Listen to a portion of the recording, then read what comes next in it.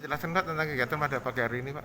Ya, hari ini kita bersyukur bisa melaksanakan pelantikan dari pengurus periode 2022-2026 yang mana ini kelanjutan dari regenerasi dari organisasi kita. Hari ini adalah pelantikannya. Dihadiri pula oleh Ketua Perkosmi Pusat Bapak Sanjoyo Antarikso, dan hari ini pula kita lakukan pertemuan anggota yang pertama untuk periode ini. Ya, kita sudah rutin mengadakan kegiatan pertemuan anggota ini dalam rangka untuk pembinaan, ya, peningkatan kualitas dari anggota kita, ya, dengan memberikan informasi, akses informasi yang sharing informasi terkait dengan perkembangan regulasi industri kosmetika. Ya, ini tentu sangat bermanfaat bagi anggota, ya. Dan kemudian hari ini kita pilih regulasi terkait dengan sertifikasi halal, karena kita tahu bahwa lembaga sertifikasi halal itu sempat sedikit membingungkan karena yang semula ditangani LPP MUI kemudian harus ditangani oleh Depak. Terus transisinya memang membutuhkan transfer informasi yang sampai ke pelaksanaan di daerah, ya, terutama di pelaku usaha. Oleh karena itu hari ini kita menghadirkan dari LPP MUI dan dari Depak untuk bisa duduk bersama memberikan pencerahan terkait dengan proses sertifikasi halal produk kosmetika. Ya, harapannya adalah ketika aturan ini sudah diundangkan, ini semua anggota kita bisa care terhadap aturan itu, dan dengan ilmu yang kita dapat hari ini itu bisa mengaplikasikan, ya, menjalankan, mentaati aturan itu, dengan harapan produk-produknya nanti ke depan ketika undang-undang ini diberlakukan dan mandatori untuk dilaksanakan, anggota kita sudah siap. Walaupun sekarang ini sudah semua, sudah sebagian besar lah, ya, sebagian besar dari anggota kita sudah berlabel halal produknya. Tetapi mengupdate informasi terkait dengan proses sertifikasi halal ini diperlukan karena ada dua lembaga yang orang awam tidak paham. Ya, tapi insya Allah kalau mengikuti acara ini insya Allah akan paham bahwa ternyata prosesnya sudah clear. Seperti itu. Bisa untuk dikasih himbauan kepada masyarakat agar tidak keliru untuk membeli kosmetik halal itu, gimana Pak? Ya, saya tambahkan bahwa hari ini yang hadir di acara pertemuan anggota ini adalah 123, ya, 123. Kalau di Perkosmi itu anggotanya itu adalah perusahaan, jadi bukan orang per orang.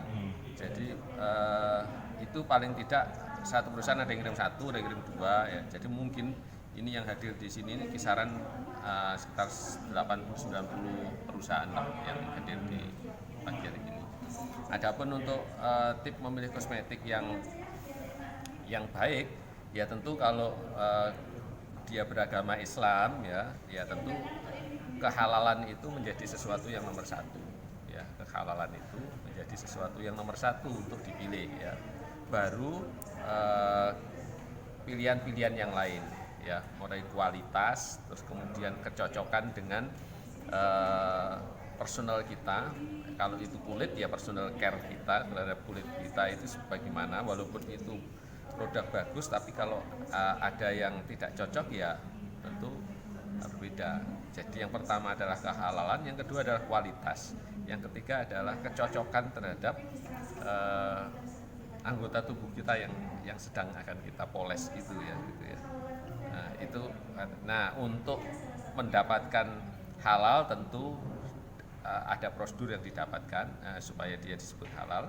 Kemudian untuk berkualitas juga ada proses tahapan yang harus dilakukan, terutama dalam proses pembuatannya. Ya, dari mulai pilihan material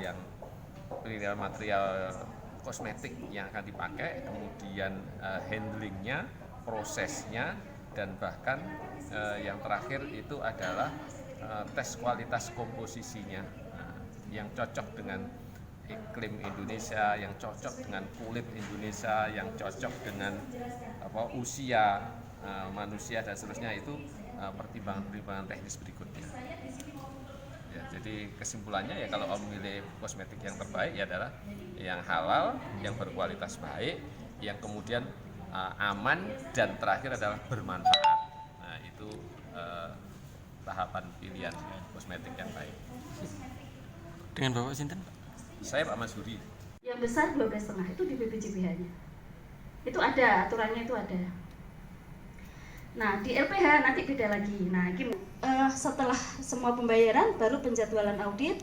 Setelah itu dilaksanakan audit, setelah ya yang sudah berpanjangan berkali-kali.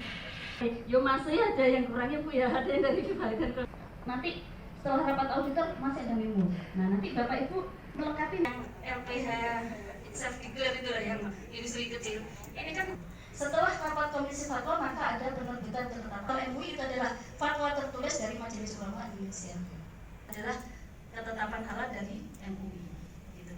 Pengelompokan. Sekarang pengelompokan menurut KMA. Saya lupa. Di laptop sih ada nanti namanya ada. Di LP POM itu seperti keripik buah. Sudah berbeda. Keripik buah masuk di tumbuhan olahan. Nah, ini kan khasnya juga seperti tepung bumbu. Kalau dulu LP POM itu masuk buah kan? Kayak ini. Nah, karena mereka yang menerbitkan sertifikat halal ya sudah kita ngikuti. Jadi Bapak Ibu nanti harus punya patokan KMA ini. Nanti kalau memang belum dikasih, saya titipkan Pak Nusri.